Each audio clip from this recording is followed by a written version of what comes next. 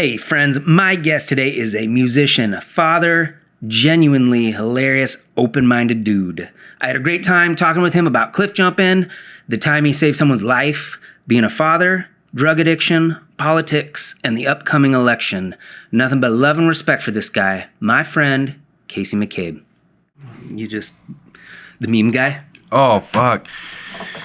Dude, it is hilarious. Like, it's funny how they're not even mine, right? But if you post it up, then somehow it becomes yours to share with people that, oh my God, his memes are so funny. They're not his. They are not his. Yeah. Right? Well, somebody's got to create them, but yeah, most of the time you're just pushing it along. Oh, well, there is like a meme application thing that you can do, but it's all just awkward and bullshit. So yeah, it's like I'd rather just, yeah, just let people know your inner being with your meme game. That's right. Mm-hmm. And there's all different kinds, right? You got the church on Sunday, goes to work during the week type, housewife that has hers and probably thinks they're pretty raunchy when, like, oh, the cat did this. Like, I don't think we would be in the same meme group for the stuff I send.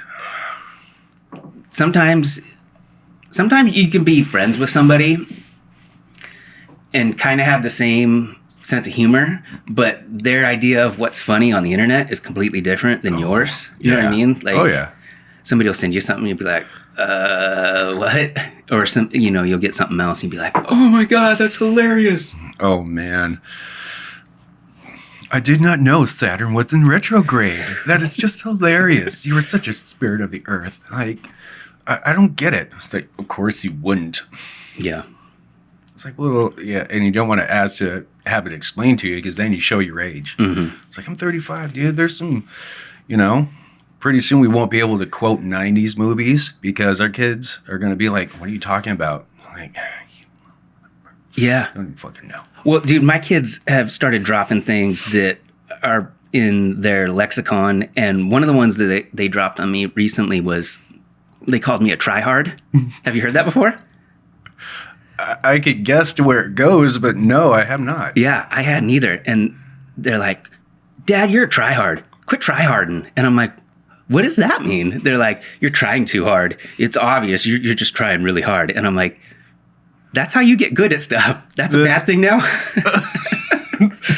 And then I was watching a movie, some new, like young adult, like 20-something party movie on Netflix, and they called one of the characters a tryhard. And I was like, oh my God, dude. It has dropped. Yeah. So I was like, fuck, I'm old. I did not know what that meant. And my 9-year-old daughter explained it to me. Oh God, dude. Yeah, weren't we teenagers when we started doing that kind of shit to our parents and whatnot? Now you're dealing with 9-year-olds. Some of these guys have YouTubes and like... check out my makeup tips. Like, dude, you're 9 years old. You're a boy, and you have like 1 million followers. Yeah. I would love to meet that 40-year-old that's getting tips from, Joel. Well, dude, that shit snowballs. They get like 10,000, 20,000, 50,000, and then just everybody just blows up on it. Oh man, yeah. Just if you got a gimmick and people are willing to, support you on Patreon or any of that kind of. Any of those in Venmo? I accept a Venmo. I love that. Yeah. It's like, I remember PayPal, right? And it's still a thing, well, right? They own Venmo. So what? So they had to have like a subsidy or some kind of a thing? I don't understand it either because I don't use PayPal, but I do use Venmo. I don't use either. Yeah. Like, I'm putting my credit card information on the internet anyway, when I'm ordering my burger bill. Because you can't, I'm not going to go that line. I'm going to make it convenient. Yeah. It's all about convenience. Well, the stupid thing about Venmo, have you used it at all ever? I think I did once. Actually, I got gun shy and I didn't send. Well, dude, you got to make sure you're sending it to the right person. Oh, right. When I first started sending the rent payments for this place to my landlord, I'd send him like 99 cents first. I was like, is this you? I just want to make sure this is you before I send you a fat chunk of money. But you can post stuff private and you have to turn that on. So if you just go on there and you're sending, like I send you money, it's public to everyone who knows me. So they can see what I'm paying you for, and you have to write in the description what it's for, and they do the stupid fucking thing where it turns your words into emojis. What? Yeah. It's so stupid. It's becoming like Egyptian Sanskrit type shit. Basically, dude. Basically. And it fucking drives me crazy because, one, I don't want anyone to know why I'm paying you. Yeah. And two, if I wanted people to know that, I don't want it explained with a fucking emoji. No shit. And so you have to spell the words wrong. Otherwise, it autocorrects with some sort of little thing. Like you got to use like computer ebonics or some kind of stuff to, oh my God. Yeah. Oh my God. So I have mine turned on private, and every single payment I send to anybody through Venmo, it's spelled wrong so that it won't do the fucking emojis. But my feed, I know why some dude that I went to junior high with paid his babysitter last Tuesday. It's like, I don't need to know that stuff. Well, I don't know, maybe for the really lonely people for what's going on right now, they could build like soap opera stories with that. You know, like, you know that he paid Rachel. Salty. He paid Rachel like $500. With a heart. With a heart. Yeah. And a smiley emoji. So fucking stupid.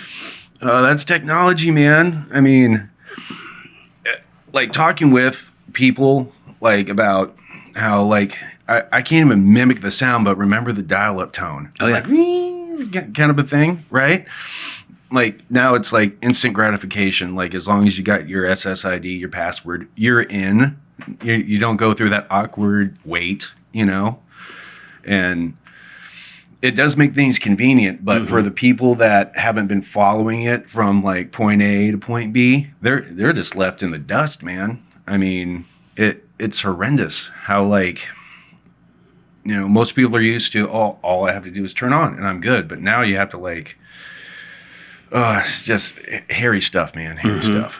Yeah, dude. Whenever I hear that dial-up tone, it reminds me of trying to look at porn on my parents' computer in the 90s.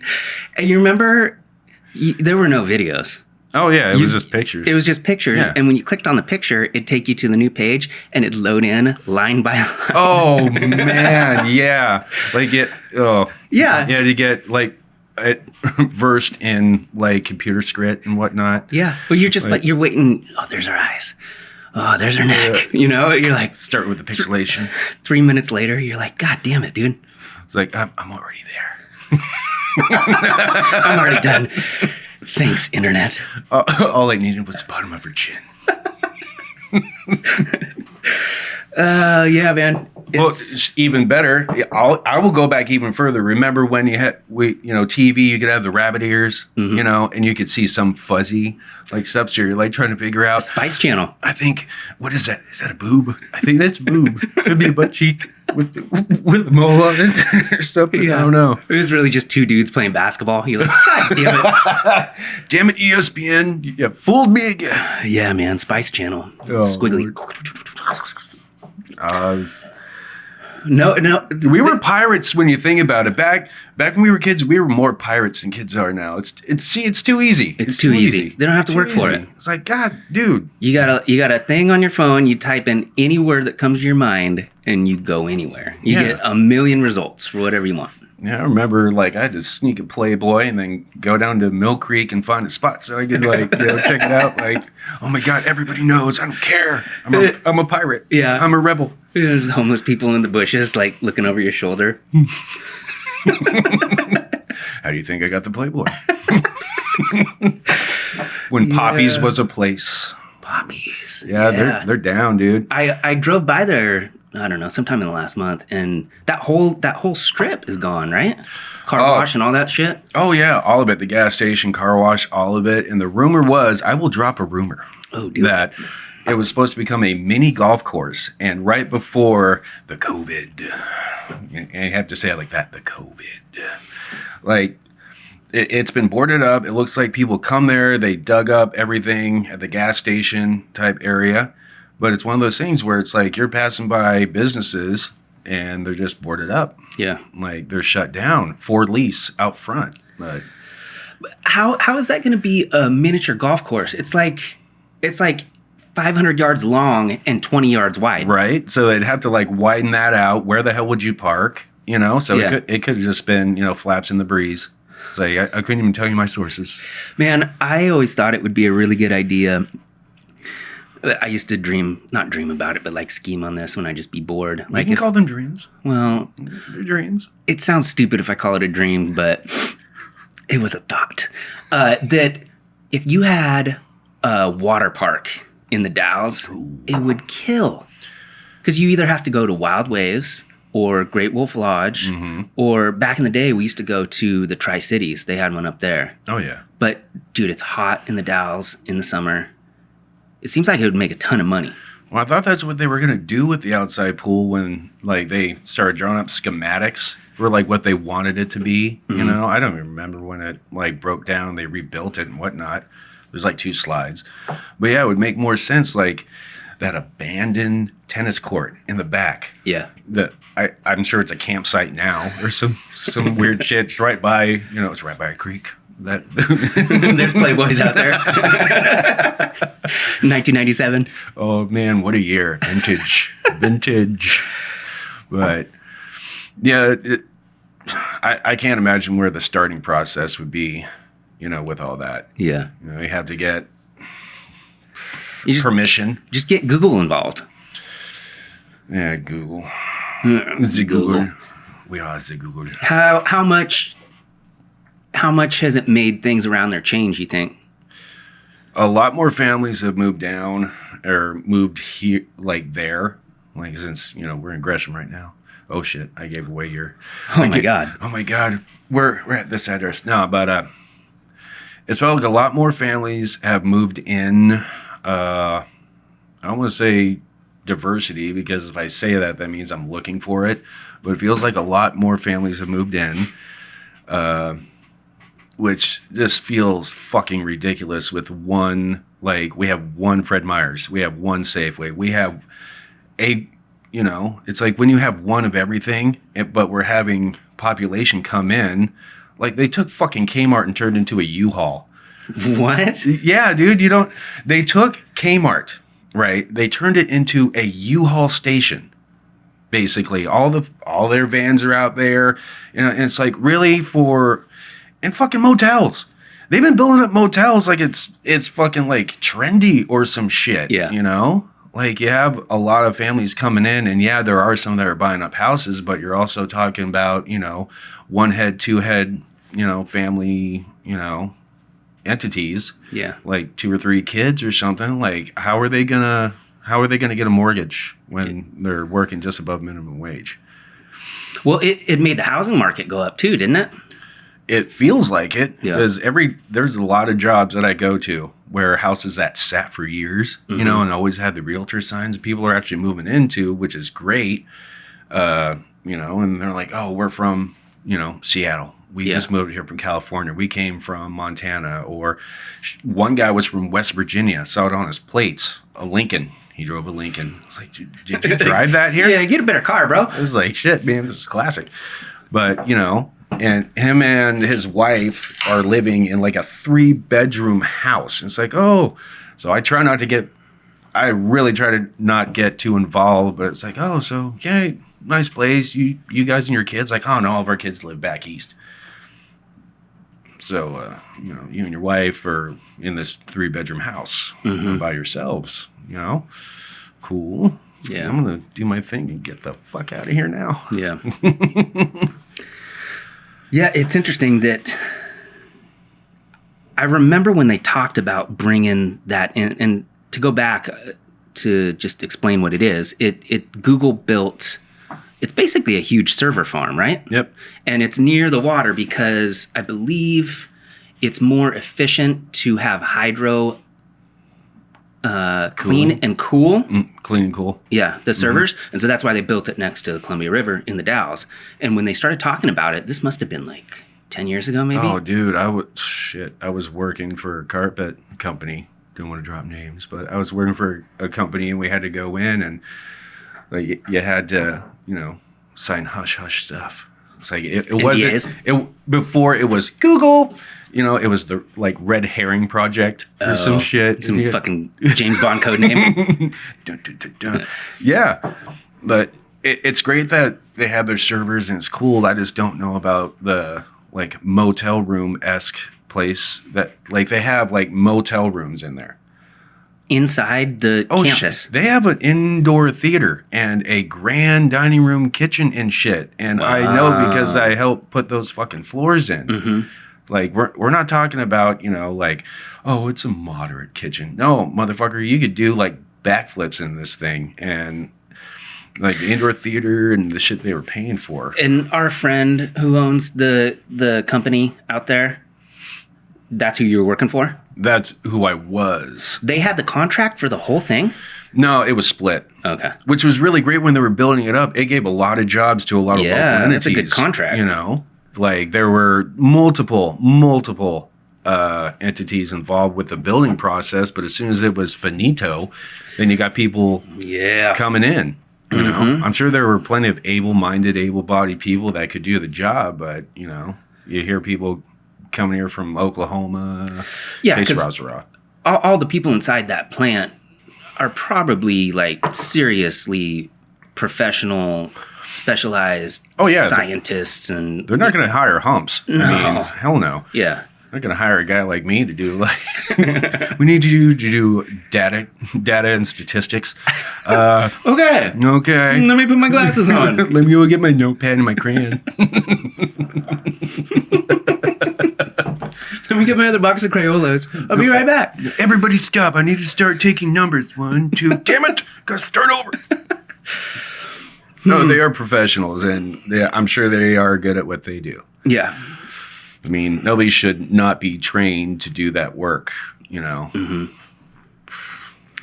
Yeah, so now there's a huge money-making Google server farm in the Dalles, and because of that, you've got all these specialized people coming in, making some nice dollars. Oh. And then real estate market around there, and Hood River, which, I mean, Hood River never had a problem having higher priced houses anyway. Oh, God. I mean, all that shit just went up. Oh, yeah.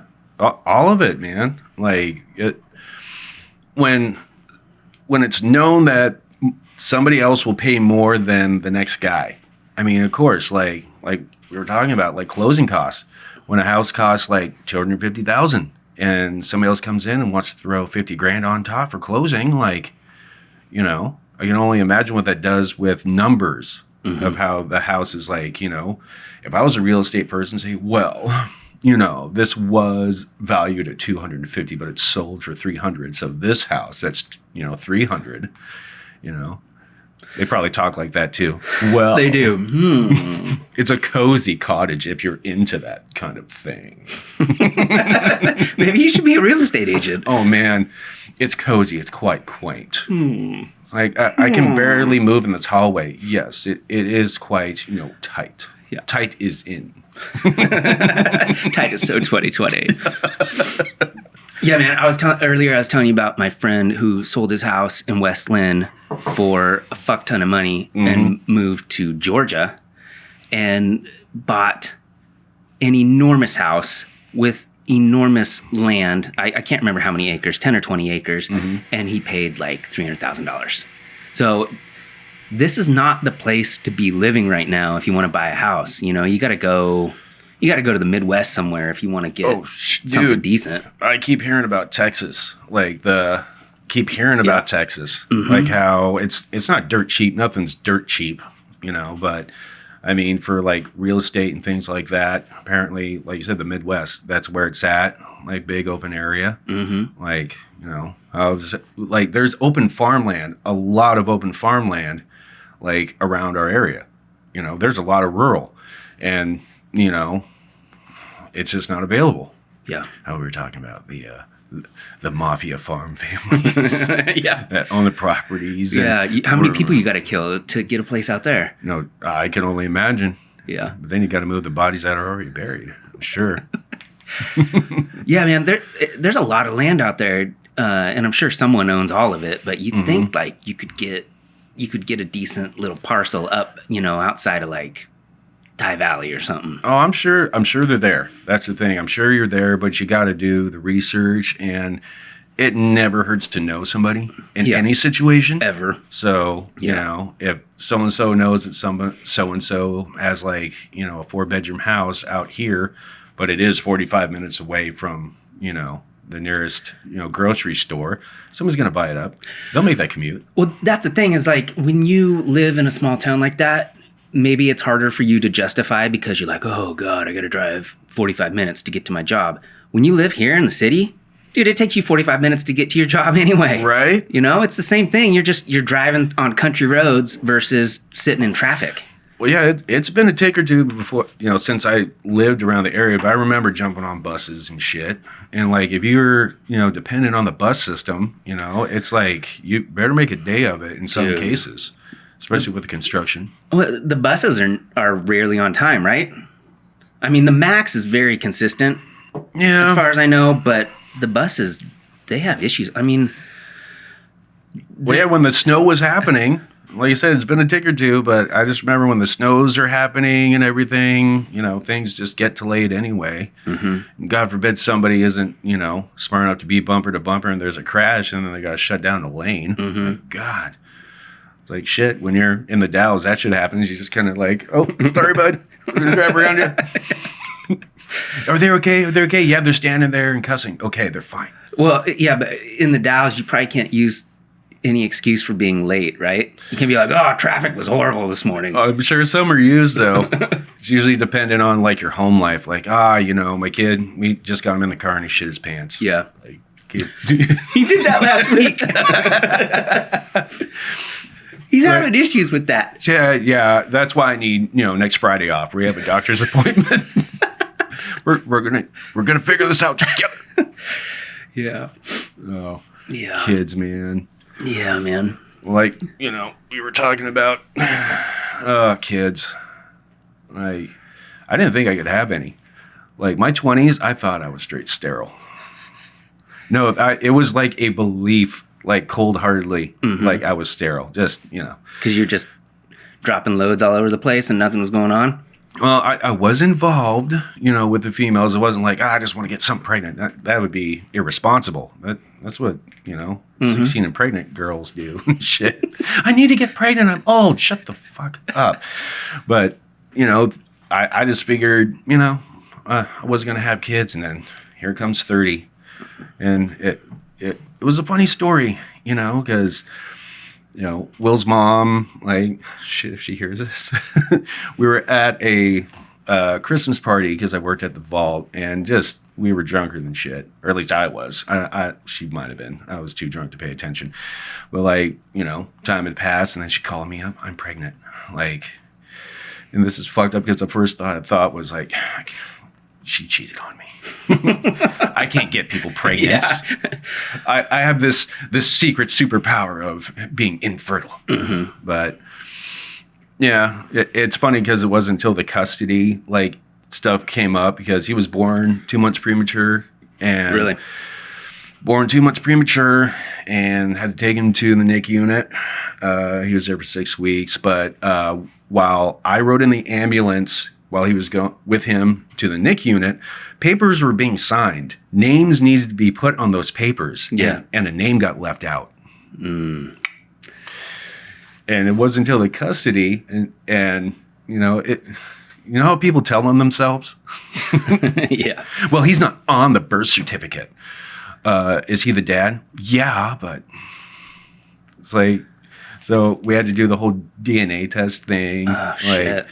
No, it's cool. He's 99.98% mine. There is still that 2 0 or 00002. So something like that, But oh man. Man, that must have been terrifying. 2 months early? How much did he weigh? Like a pound and a half? Like 3 pounds 11 ounces. Wow. Like the numbers still stick in my head. Like I was woken up after 8.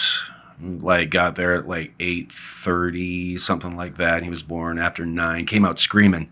Like, he came out screaming because I was all worried. Like, are they gonna have to do that weird shoved down his throat kind of thing to clear Yeah. him out. He's like, here I am.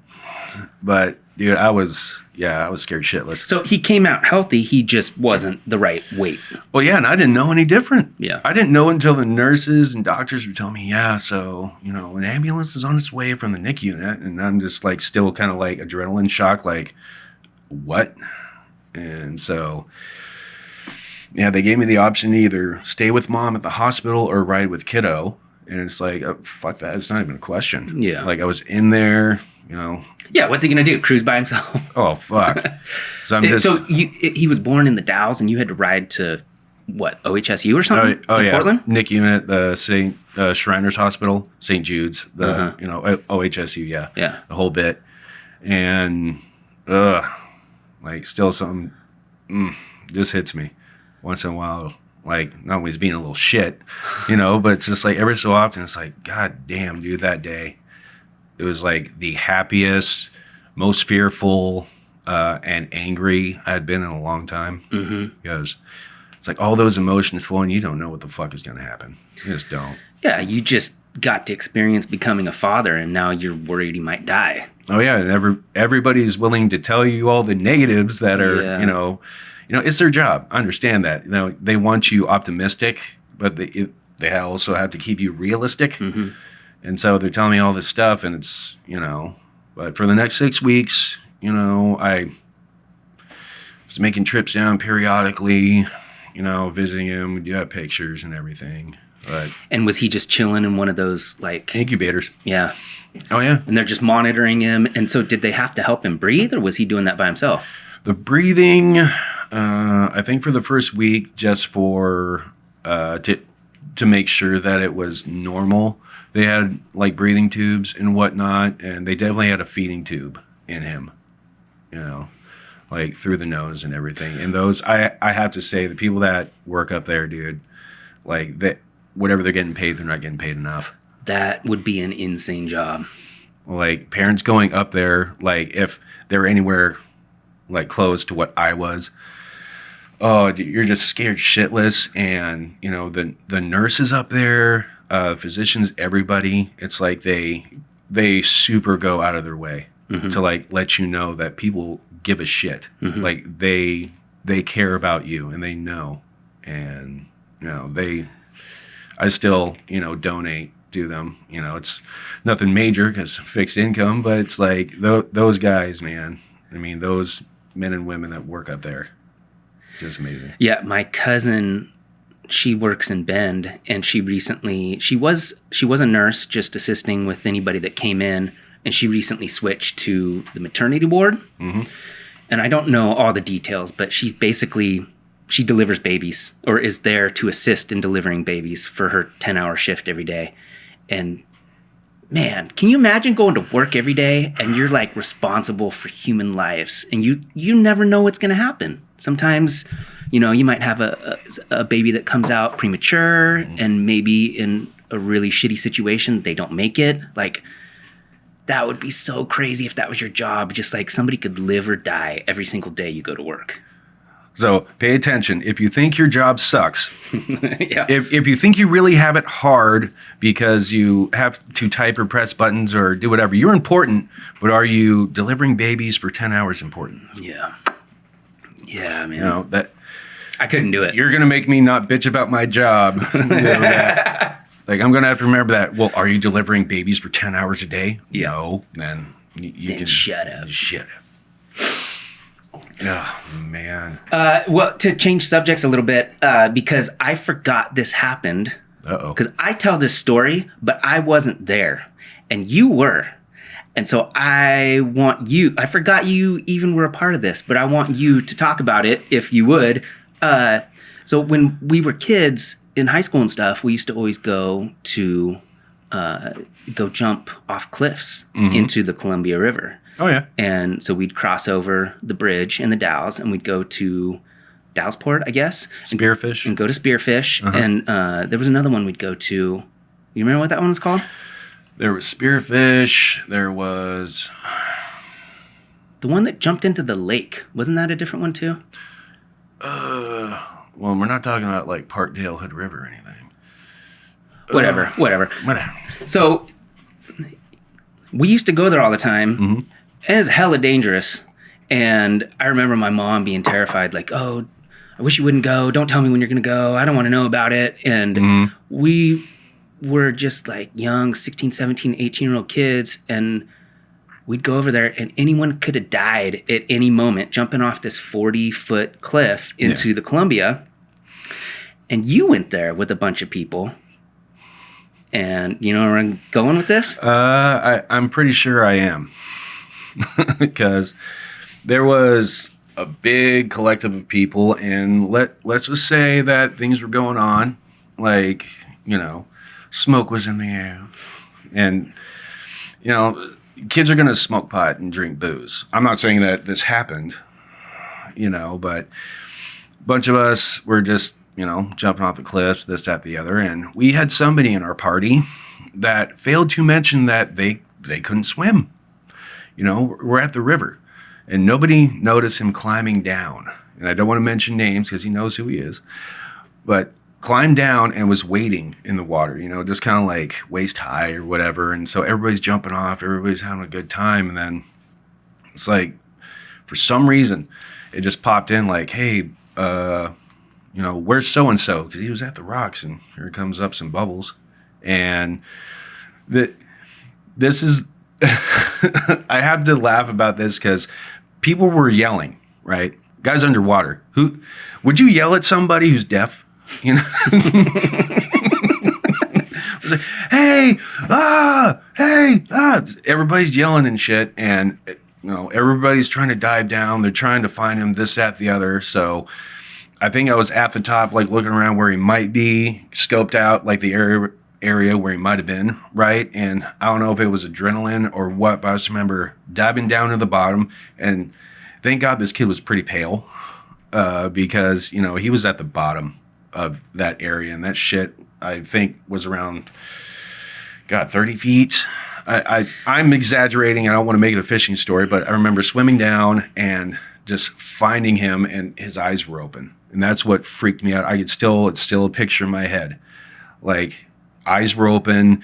I remember, you know, swim to the top. And like, as we're swimming to the edge, I remember trying to do the CPR as you're swimming. And we get him to, the side and everything. And I just remember like slapping him in the face a couple times. Like, remember The Abyss, that movie? Yeah. You've never given up on anything in your life. Wake up. And all of a sudden, like, out comes the water, and he's choking and coughing, but it's like you're breathing, you're moving. And it's like, oh, fuck, you know, and the adrenaline's flowing and shit, right? But you don't think about these things till after the fact that, like, you know, what was I thinking? I wasn't. So. Yeah, and you saved a dude's life. Yeah. That's insane, man. And, like, I still check in, like, what the guy's doing once in a while. You know, you see posts and this and that, and you're like, yeah, every so often I think about it. Did he learn how to swim? I will need to ask. Because I don't know. What a fucking idiot, man. But it was a trip, though. And what's funny is because it was spearfish, and the only way to get up there was to hike. Thank God for the age of cell phones, somebody had their Nokia on them. So they call the EMTs and everything. And so these guys, they walk out, right? And so they're kind of looking down the cliff like, oh, this isn't going to happen, you know, type of shit. So dude's still kind of in shock or whatever, so they need to get him. So these guys actually swam out, and I can't remember who was, you know, with me swimming to the shore. But the two EMTs had his shoulders, and me and the other dude has legs, so we're pouring him. The EMT kicked me in the nuts. On purpose? No. It's like he was just kicking because he's on his back, but dude kicked me in the nuts. We get to the shore, and I'm like, I think I almost threw up. The guy's like, what's wrong? I was like, dude, you kicked me in the balls. It's like, well, I'll buy you a beer. Like, I never got that beer. Where's that beer? Where is it? Somewhere floating in the clouds. So that's mostly the way I had been told it. I was under the impression he ran and jumped off, but he never did that. No, he climbed down the cliff. Down. Like, and he never told anybody that he couldn't swim. And he had a brother that was there too, right? I'm not sure if his brother was there. Like, I'm trying to remember the whole scenario. Was my brother there? I believe he was. Yeah? I believe he was. You may have to do a follow-up with him. Yeah, man. It's weird how, like, you can erase people. You know what I mean? Yeah, the surrounding areas. How many people were there? 10 or 15 or something? Oh, fuck. A lot? There was a good grip. Yeah. There was a good grip of people. And so were people freaking out when they realized what happened? Oh, yeah, dude. When, the person was not in view and, where he was vacant, right? And we're seeing bubbles come up. That's when everybody starts yelling because, of course, nobody wants to see anybody fucking drown. Yeah. Right? Especially in that situation. So everybody's yelling. Everybody's trying to swim down. And I don't know what it is, what was in me to, like, swim down to the bottom and fish his ass up. But... And when he was just sitting down there at the bottom, he's just like, he wasn't like squirming or doing anything. No, he was just still. It was just still, just kind of like a board, how you're just floating, kind of a thing. But his eyes were open, and that's what I remember. Is his eyes were open. Did you think he was dead? Yeah. Yeah. Oh, I thought he was dead, and I thought I was fishing up a corpse. But that I didn't give up because it's like, he had his back on my chest, and like I said, I was just hitting his chest like, you're not fucking dying on me, motherfucker. You're not fucking dying. Like, never giving up on anything in your life. Did you win an Emmy for that performance? Oh, man, I should have. Man. So was it weird after, like, what happened after that? Did everybody keep jumping and stuff? Oh, hell no. Everybody's like, oh, let's go home. Basically... so the ambulance was parked where all of our cars were. I think everybody was kind of dissipating at that point. And thank God we don't mention names because dude was asked like, hey, man, what was going through your head? Like, what was going on? Man, I just want to get high one more time. Smoke his weed. It's like, oh, is that what you were thinking while you were floating down? Like, well, you're alive, motherfucker, so. Man. Did he ever, like... come up to you later and give you a hug and be like, man, thank you so much? Did he realize what you did? When he was taken to his house, like, he was still in shock. Like, still, but I believe he did. I mean, I was probably still in shock too. Yeah. But I want to say he did. I want to give him credit for thinking, It's one of those things where you just don't know. Like the universe, man. It's like if I wasn't there, what would have happened? Yeah. I think if he wasn't there, like we just don't know. Shit happens in our timelines that we get to look back on, right? And say, well, this shit happened, that shit happened. And you could think about what if I was 5 seconds early? What if I was 5 seconds late? What if he knew how to swim? Butterfly effect, man. Yeah, I thought it was more Mothman prophecy. Either way. It was a trip. Yeah, man. But he's still around and kicking. Hopefully smiling. Yeah. You still see him? Talk to him and stuff? I drop a meme here and there. Like I like a page. Yeah. That's the extent. Yeah. I'm pretty lame, so like I'll like your stuff. Mm-hmm. Yeah, that's quite the story. I remember somebody talking about it happening, and I don't remember it deterring us from going there. We still went there. But oh, shit, yeah, dude. That cliff was sketchy because you'd run and jump, and then, like, a little bit further out, there was still another spot. Like, you had to clear a chunk of rock just to make it to the water. Well, yeah, at the bottom there, because there was a lower jump. Yeah. That was like the kiddie jump. Mm-hmm. It's for the 9-year-olds. Or the people who can't swim. No, they climbed down the cliff. Yeah. Ugh, man. But, yeah. Fun times out there. I mean, been years. Concrete is not forgiving anymore, and neither would be jumping. It's like, I'm only 35, and sometimes, like, it's 9:20 Saturday night, better hit the hay. Like, what the fuck happened to me? Like, God, I used to stay up until, 6 o'clock the next day, party rage. Mm-hmm. I was like, did I take my vitamin today? I need my vitamin C. I haven't been counting my steps. I can't start over. Well, yeah, that makes me think of, I was thinking the other day about how a majority of the most influential music was made by people, in their 20s. And then there's the 27 Club with all those people that died. And I wonder if that has something to do with it. The fact that when you're at that age, you're more willing to take risk. Oh, yeah, you're invincible. When you're in your 20s, you are invincible. Yeah. Right? And you can't smoke too much, drink too much. There is nothing that you cannot do, which is, looking back, a scary concept, but it is true. Yeah. You look back, you're invincible, man. Your 20s, shit. Don't trust anybody over 30. They said it in the 60s or some shit. Yeah. Most of those guys are most of the guys are in their 60s or 70s. But yeah, there's a feeling of invincibility. And I don't know what 20-somethings, a lot of 20-somethings now, that some of them seem older than their time. Yeah. Like how they, I don't want to say how they carry themselves, but it's just like,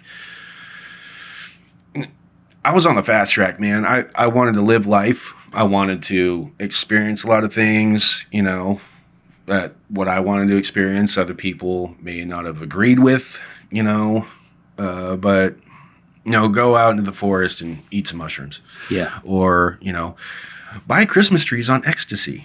It's like, this one really wants to come home with me.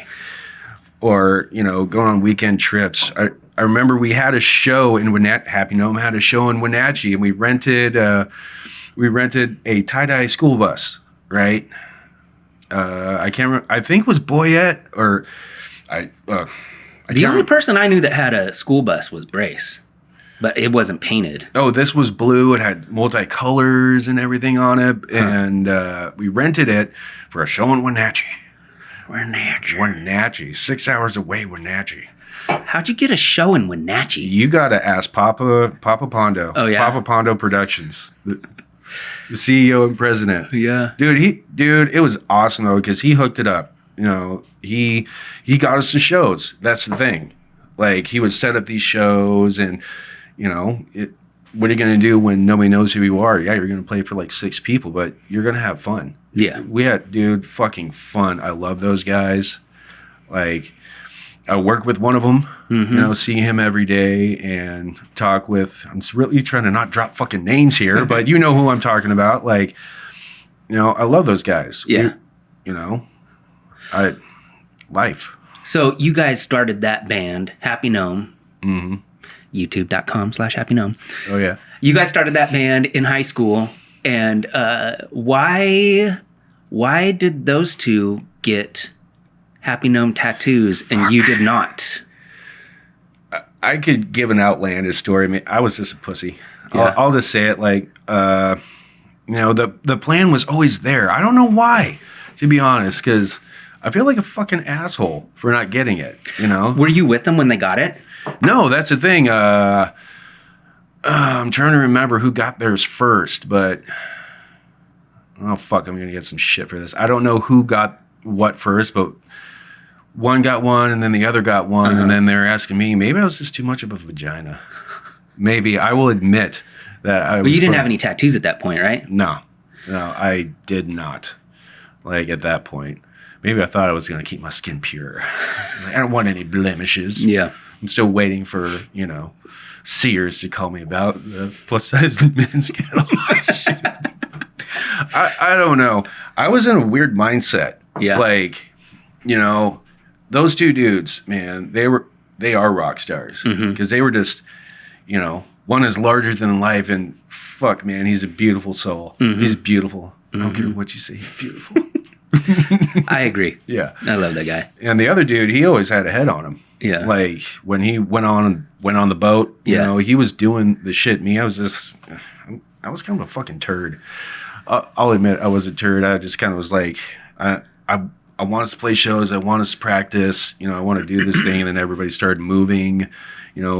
People started doing their thing.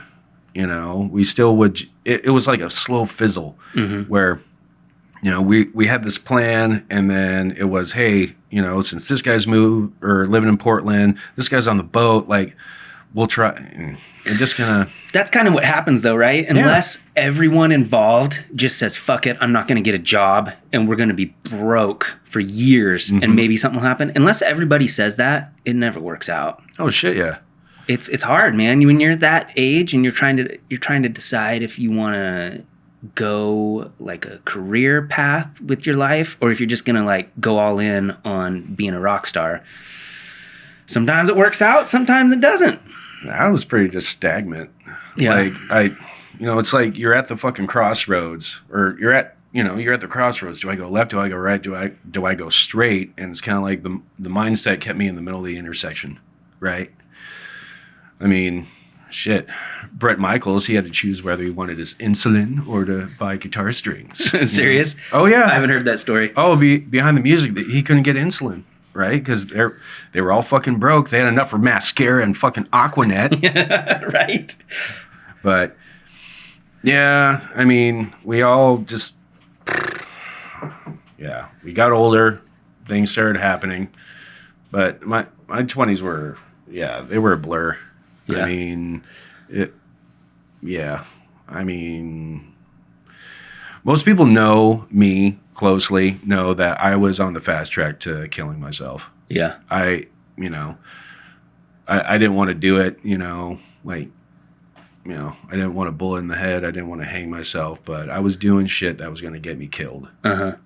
Because you're being reckless, or because you didn't care, or because you just hated your life, or what?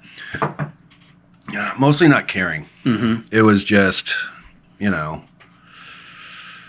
basically, in high school, like you get with your groups, and then, sometimes it's a weekend kegger, sometimes it's smoking in the basement. And, it just, I made the conscious choice to pursue that venue of living life, that I was going to work those jobs that they didn't test me for anything. I can make enough to where I could still be numb, like do all that kind of a thing. Mm-hmm.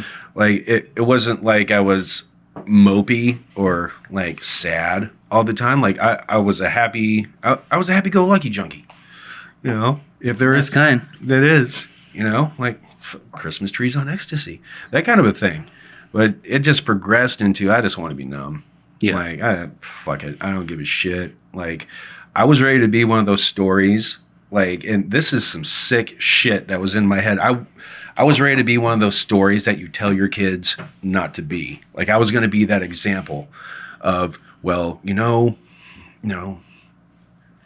did this, that, and this, had a great family, had all the makings to be successful. And then he did the junk and he died. Like, it is so fucking morbid to think about. I was okay with that. I was so okay with that. It was fucking scary. But no, and then it got to a point where like late 20s, like I was still, I was still doing what I was doing, but not to the extreme, like, I wasn't freebasing at 6 o'clock in the morning. I had to take it down a notch. I had to chill out. Yeah. Some opioids here, some marijuana there. Well, so what changed it? What made you decide that's not what you wanted to do? Just was there any like breaking point where you're like, fuck? There were plenty of times that I saw the writing on the wall, but I just, I didn't have it in me to stop or stay stopped. Because that's a big thing. Like, there's plenty of people that do things that they don't want to do anymore. They want to let go of that shit, right? But when you actually get past, like, you get past the concept of, I know I need to do this, and then you start making, like, changes. Like, it just didn't stick with me for a long time. Like, I would probably get, like, a couple days, then it would progress to a couple weeks. And, I mean, it was right before 30, I was working a steady job. I was still doing my allowance of junk. I put myself on an allowance of, so I could be a functioning addict, that there is such a thing, I guess. You're a functioning addict. But I wasn't 150 pounds, dripping wet, looking like dog shit, you know. But hey, it was normal for me. It's kind of like when you go visit a relative and they can't smell the cat pee because they have so many cats, right? They don't smell it because they're used to it. Well, I'm not used to, you know, I'm not used to looking at myself looking like a piece of junky shit. Yeah.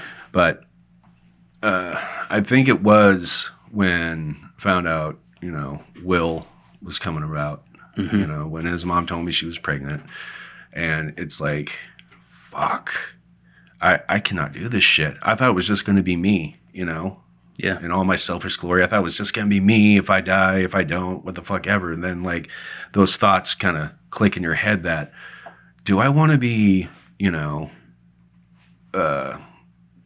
picking up dog shit somewhere or doing some remedial task that anybody can really do as like a 40-year-old or some shit. Working at a gas station, yeah. I wasn't going to go there, but since you did, but yeah, like, am I going to be pumping gas somewhere like in my 40s because I have no aspirations to go anywhere, get a phone call from, you know, the school that, you know, he got, you know, well, his mom was arrested or, you know, he did this, or myself, the shit that I was doing. What if he got, you know, the biggest one was he gets a call, you know, the school gets a call about me. Yeah. You know, and these are all just, you know, scenarios in my head, but they get a call that, oh, well, yeah, he got caught doing some stupid shit and he's in Norcor right now with felonies and, you know, nobody can pick you up.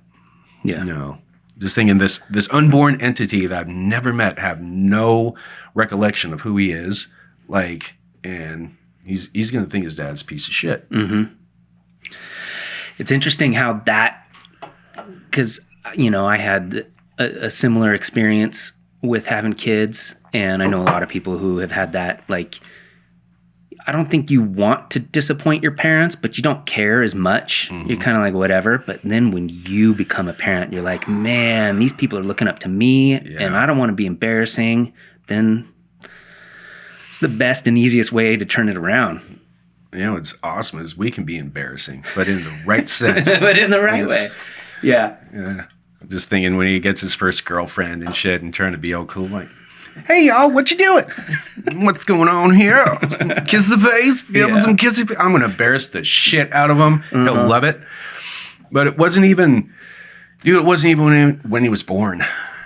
Like, I was still trying. Like, his first year and a half, I was just fucking struggling to try and do the right thing. Right? Just fucking struggling. And I hated myself. But that didn't stop me.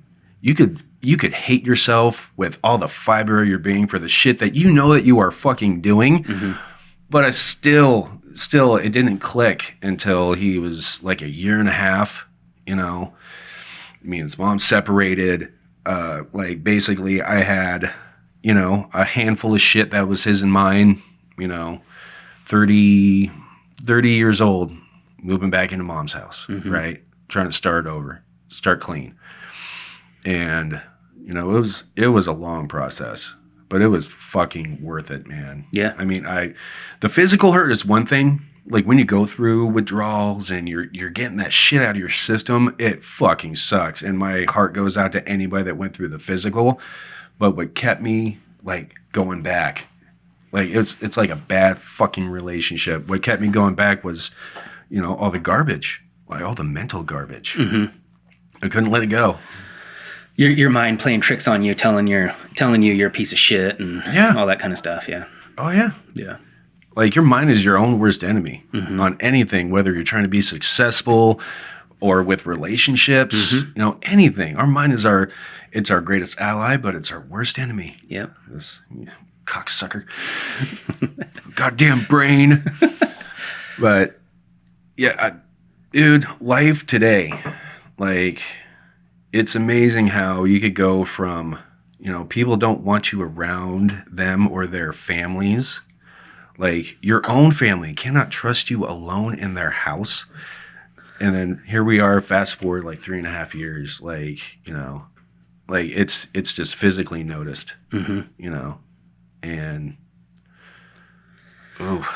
Yeah, we have a friend who I don't really talk to anymore, but he got hooked on Vicodin for 8 or 10 years. I'm right here, dude. Oh, hey, what's up? Hey. I was talking about somebody else. Yeah. It's such a nationwide issue right now. Oh, yeah. Because you can get prescribed them by a doctor and it can just snowball. And before you know it, this guy I'm talking about, he got to a point where he needed like, I don't know how many, but like X amount of Vicodin per day. Like 20 or 30? Just to be normal, like to not just lay in bed and throw up all day. Oh, yeah. And, I mean, that's what pushes a lot of people to heroin too, right? Is if they can't get their painkillers, then, I mean, heroin's cheaper. Oh, yeah, I knew. Even in my state, I could not because I would have fallen in love. I'd be dead. I fucking knew. It's a bad drug. Well, yeah, and that's like, our friend, like that's, I fell through a porch, got it prescribed. And I'm not blaming, I'm not putting on doctors. What I did, but like, I got an injury and then I was prescribed it. And then there's this sense of, all right, I was hurting. Now I take this and now I can work. Like I'm a fucking rock star, right? But then depending on who you are mentally, like it does. It isn't like an overnight thing, It feels like that when you look back like a year from being into the shit, but that's how it progresses. Like, Well, and you reach a point where you're not even really feeling the good side effects of the drug anymore, right? You're just taking them to not feel shitty. Yeah. Yeah. Oh yeah. Like I kept a pill bottle next to my bed, and that was my ritual. Like, and I was prescribed for the longest time. You're prescribed like 120, 10 milligram Vicodin and shit, and you run out like 3 weeks before your next, re-up. Like there's an issue there. Yeah. And so, the body builds up tolerance, but then, you just want to feel normal. Mm-hmm. Or, in the case of being there, like, oh man, if I take 2, man, that'll fuck me up. That'll be a good time. Drink a little booze, have a little weed. Little cocktails. Yeah, man. Yeah, it's some dangerous shit. Well, like you said, it is an issue. It is a problem. I'm not gonna say it's an issue. It is a problem how accessible like it is. Like people think because they're putting all these regulations on it, you can only have so much and this and that. Like, if somebody wants something bad enough, they will find it. Yeah. In one way or another. They will. It's just the mindset, Like some people, if they want that good job, if they want that house, if they want that relationship, they're going to work their ass off to get it. Addiction, it's all those things rolled into one. Yeah. Like you will crawl over your own family member to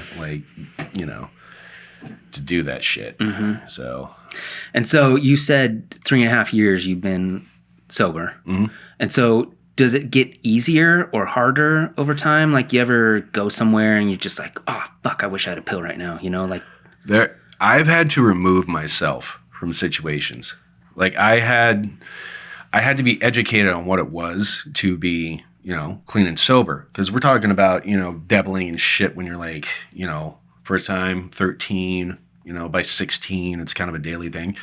I had to teach myself that it isn't the outside world, right? Because the outside world is going to do the shit that they do.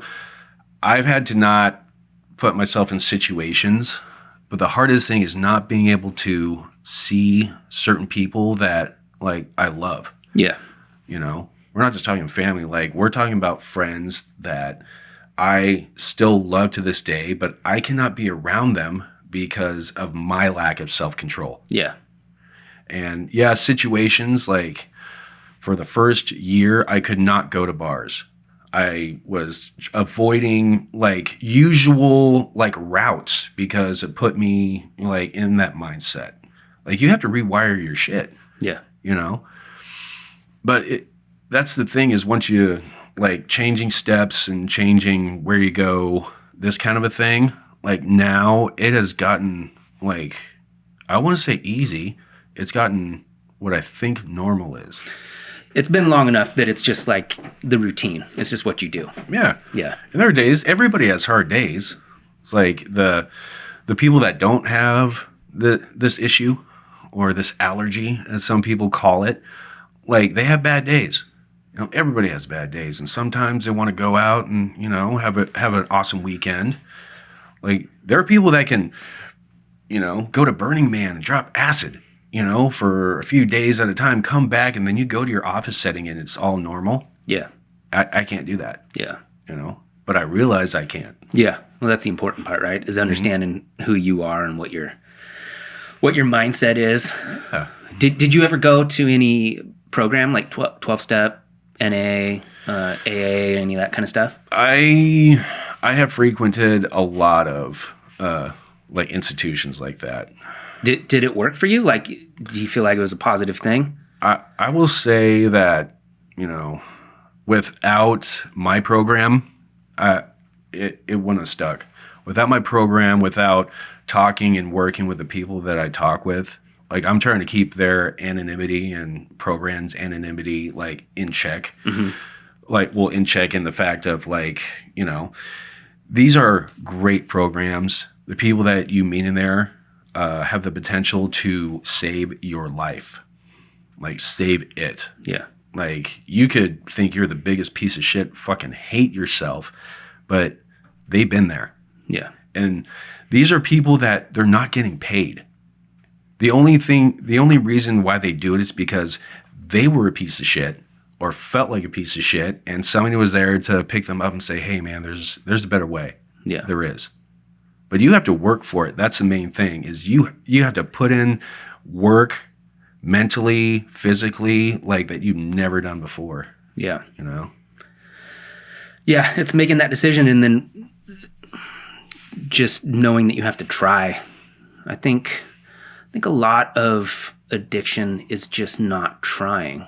I mean, that's what it is for me on anything I get addicted to as well. It's like you have to try harder not to be addicted to it than to be addicted to it. Yeah.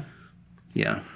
Like, because you look at end results of things, like, you know, it's like building up your body, right?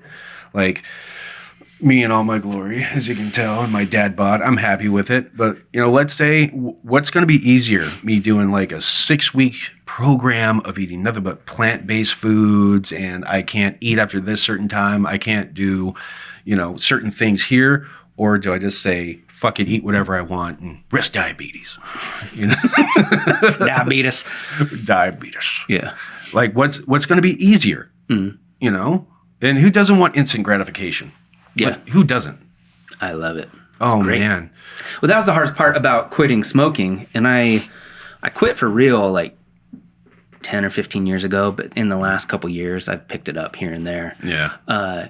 It's when you start to associate certain activities with whatever that is. And like with smoking, it's like, oh, right when you wake up in the morning, you have a cigarette with your cup of coffee. Or after lunch, you go have one out back, you know? Mm-hmm. Like, you develop all those habits, and that's the hardest part. Like, I love smoking because it's an activity. If it didn't kill you, I would smoke all day, every day. Oh, shit, yeah, dude. Because it's awesome. It's an activity that goes with drinking, that goes with going to the bar and hanging out with people. Like, it's just... Or after relations. Or, yes, that one as well. Saxophone music in the background. Yeah, so that's the hardest thing, is like removing that shitty thing that you always do from the normal things you do. You got to break them apart. And then, like I was telling you earlier, doing Sober October with Farger and Hoover and my brother. Yeah, and I'll be right there with you. Yeah, exactly. You're already there. Here I am. Because I drink every day, and I don't usually get drunk, but I'll have like 3 or 4 drinks, you know, after work. And this entire month, not drinking, there's just so many times where I'm just like, I should be doing something right now. Usually I'm doing something. Yeah. And it's so weird. Like, even just to like go hang out with someone, like, oh, hey, let's go get a drink. Like, I can't do that right now. And then it makes it all weird. Mm-hmm. You go hang out with somebody, but you can't drink. But it shouldn't be weird. Yeah. But it is.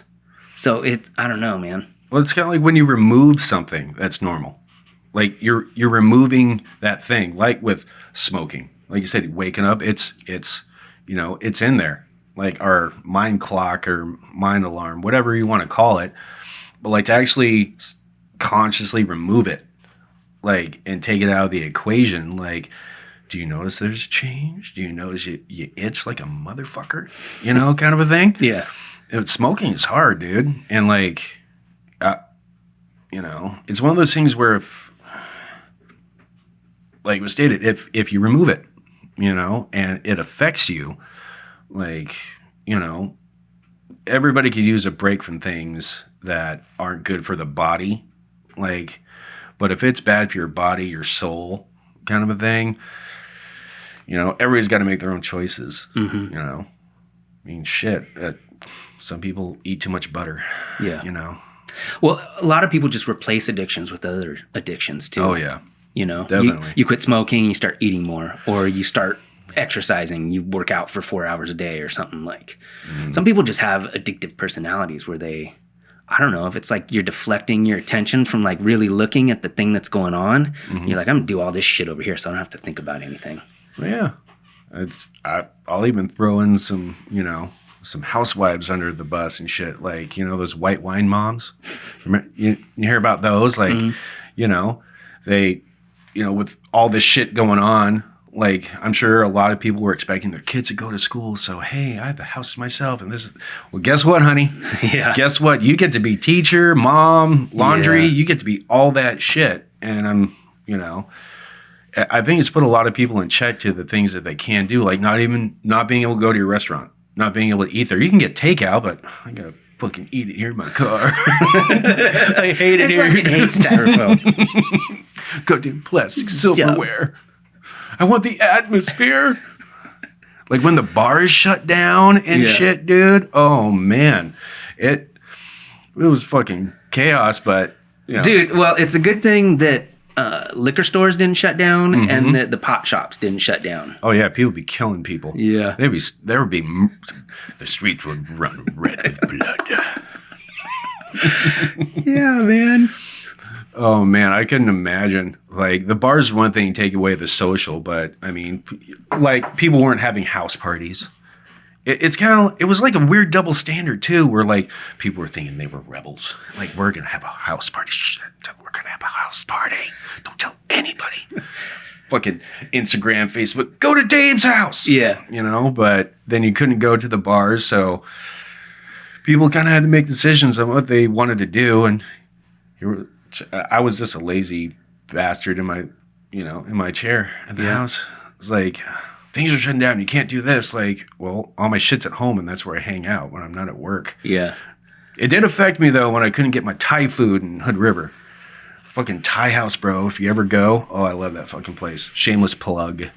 But what's it called? Thai house. Thai house? Like, that's... fucking 35. And, that's the thing I look forward to. That's my thing. I'm getting Thai food today. My guilty pleasure. But, you couldn't eat in the restaurant, and so, have to eat in the van. Yeah. It still tastes good. It's still the same. And, like, you lose atmosphere, but, it put a lot of things in perspective for people, I think. Well, for me, definitely. Like, putting things in perspective. Like, you never quit working, though, right? No. You guys had to continue working throughout the entire thing. Yeah. Yeah. And working overtime, too, since, we are a company that delivers communication to people. Sure as hell don't want to drop my work name. But, more and more people were needing services. So it's like 10-hour days, 6-day, half an hour lunches and shit. And, people were, my husband got laid off and I got to work from home. Or, the kids are online doing school because we can't go in. And it's like, dude, we're fucked. We're all fucked. Yeah. But things are slowly building back up. Yeah, I wonder what's going to happen from here on out. It feels like we're a long ways away from going back to the previous. At work, we always call it before times. Going back to before times. And I don't know if we ever will. I don't know what it would take, like complete eradication of the virus before people could stop wearing masks. It doesn't seem like that's going to happen. It seems like this is what it is now. That's what it feels like. Well, yeah, I'll put my beliefs on it. It's not. It'll never be gone in the sense of like you remove a wart, you know. Yeah. It will. There will always be the caution. There will always be the fear and stigma of everything. I mean, we are slowly getting back to whatever the fuck normal was. When everybody says that, oh, new normal, the normal, the before times. But no, I just don't see it. I want to see it go back to where it was. But like, dude, when it first hit, I didn't hug my mom when she came to visit me at my house. She was coming to drop off something. And because it just hit and everybody's talking about, you know, it's communicable, you can do this and that. Like, I was in a state of fear. I did not want to hug my loved one. Most rational people were. It was super scary at first. Yeah. And, you know, that it was err to the side of caution. I will err to the side of caution if caution is needed, you know. Like, you know, I don't know. Well, the shitty thing is it became political. Oh, fuck. As everything does. Everything fucking does. Yeah. It shouldn't have become that. And I wonder if it wouldn't have, if it would have not been an election year. I bet it would have anyway. But it sucks that doing one thing or another immediately pigeonholes you as something. Oh, fuck, dude. Just long silence. Well, and when people assume, that is the biggest folly that people can have is fucking assuming. You assume because somebody feels some way that they are on a political side, right? I don't care who you are. I don't care the pigment of your skin. I don't care your sexual orientation. I don't care your sexual choices, your religion, any of that thing, any of that which people, it's like broadcasted that I am this and you will, you know, you will respect me and you will, you like treat me like the unicorn that I am. It's like, if you want me to call you your name, I will call you your name. Whatever the name is that you want to be. Yeah. But when it comes to like, you know, I'm going to get in so much fucking trouble for this. When it comes to playing make-believe, I'm not down for it. Yeah. You know, I will treat you like a human being. Every human being deserves the respect and be treated as such. I agree. We're all humans. I don't think anyone can claim otherwise. And we all just want respect and deserve respect. But there's a lot of stupid rules and a lot of stupid things going on right now. And there's a lot of misinterpretation of events and misinformation. Misinformation. There's just so much negative that can happen just from saying one thing or doing one thing. Like you could just get ruined. You can get erased. There's so much erasing going on, and it's fucking disappointing. Cancel culture. Yeah. I've heard that a lot lately, and it's been a thing. Cancel culture. Like, why can't I have a conversation with a human being and not just be like the standardized, stereotypical, oh, the weather is nice, isn't it? Yes, weather is nice. The weather is. Well, that's what's cool about this is an open-ended conversation, and it's not meant to get anyone in trouble or make anybody look bad. It's just people talking. And the reason I enjoy this and the reason I don't enjoy social media is because when you write out text and post it, there's nuance, there's sarcasm, there's anger. Like there's so many emotions underneath everything, and you rarely get a chance to see what that person really is thinking. And people just fucking freak out, man. Oh shit, yeah, dude, I got kicked off of the Dallas Happenings. Seriously? Oh shit, yeah, because I don't care if it gets me in trouble, but do I really want to share it? Yeah. If you don't want to, it's no, fuck it, I'll share it. I'll fucking open book, man. No, somebody was saying how they had spent up all of their, their allotted EBT, like, their food stamps. Food stamps, yeah. Yeah. They already spent their allotted whatnots. And so it's one thing if you're asking somebody, hey, can you give me the information where I could pick up a food box, or, if I could possibly get a ride? Like, dude, I would have given this individual a ride, but what they were asking for was, well, I'm out of my EBT, and what I need is somebody to come deliver a food box to me. I don't care where it's from, as long as it has meat in it. And all I did was ask a question. Like, so you spent all of your EBT stuff, and so now you have food or don't have food in your cupboards, but instead of getting a ride or whatever I'd said, you want somebody to deliver you, like, stuff. Yeah. And you have specifications to that. Choosing beggar.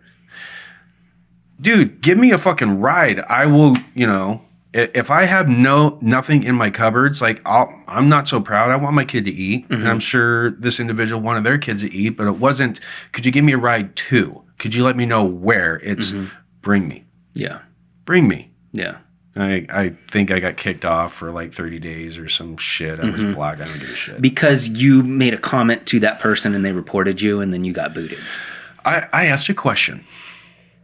And that it's kind of like if you ask questions, They automatically assumed that you were an asshole. Which I am. And you were trying to make them, or you're trying to belittle them or something like that. And really you were just asking them to be what is the word I'm looking for? Responsible? Self-aware of the fact. Like, people have hard times. I am not such a fucking asshole that it's like, oh, well, you're, life is hard on you. Ha ha. I laugh at that. Fuck no, I am not that guy. Mm-hmm. It's like, if you need help, ask for help, but don't ask for a handout. Yeah. The fucking handout. Like, I took advantage of that shit when I was in my 20s. Unemployment, food stamps. Like, I took that shit. Like, they were giving a 20-something able-bodied male like $250 a month in groceries, along with getting like $500 a week, in unemployment. And of course, I'm a son of a bitch for saying, no, that shouldn't be happening right now. No, they should have not given me that, but they did. Yeah. And so, well, there's an argument for social services, because there are people who genuinely need help. But right now, yeah. There are some people who just are 20 and take advantage. Well, yeah, if you're telling me there isn't a few individuals out there who are, there are jobs, they're building backup jobs. No, they're not ideal, but if you're telling me that an able-bodied human being who's getting like unemployment right now, and I don't know the situations at hand, but I know that the fucking dollar is like dying when you think about it. If you're not thinking about the future, like what everybody got the $1,200, and then people on unemployment got the extra $600 on top of the $500, while the rest of us were working. Yeah. No fault to their own. Yeah. Make that clear. I don't know what the fallout from that is going to be. The weird thing is, like, the conservative platform is usually against going further in debt, and it's reining in spending. And this unprecedented situation happened, and they approved the $2 trillion or whatever it was, and started handing money out to people. And that is a good thing from the perspective of people in our income bracket, Oh, fuck yeah. They are going to take that money, and people underneath our income bracket, people in poverty, they're going to take that money and they're going to spend it, which is going to generate revenue for corporations and for other people. Yeah. It's a good thing from a lot of perspectives, but that money is getting created out of thin air, which devalues the dollar. And that's a ridiculous amount of money. And they're talking about passing another one here pretty soon. And I'm not a financial guru. I don't understand any of it, but it doesn't make sense that it's not going to completely fuck us in some way. But I don't know if it's better to do this now and give people money, because there are tons of people who don't have jobs and they got to pay their rent and everything. But I don't know, man. It's confusing, and because of the spread of misinformation on Facebook and across all media, basically. Facebook, Twitter, Instagram. Nobody really knows what's true anymore. Well, yeah, we don't. Like, wasn't there was something that came out, and I'll probably misfucking quote it or something, but how, like, the United States government, you know, Republicans, Democrats, all of them, like the United States government puts money into research and development of things that have no fucking bearing on the average citizen. They'll study the mating rituals of the northwestern pigeon or some shit because we need to know these things. Let's spend, you know, $3 million on putting in a weather station in the middle of buttfuck Egypt that has no bearing on anything. Yeah. Like, and I don't work for the government. I'm not a figurehead, so I don't know how it works, but millions upon millions of dollars wasted on roads that you and I will never drive on and that never get utilized. Yeah. Right?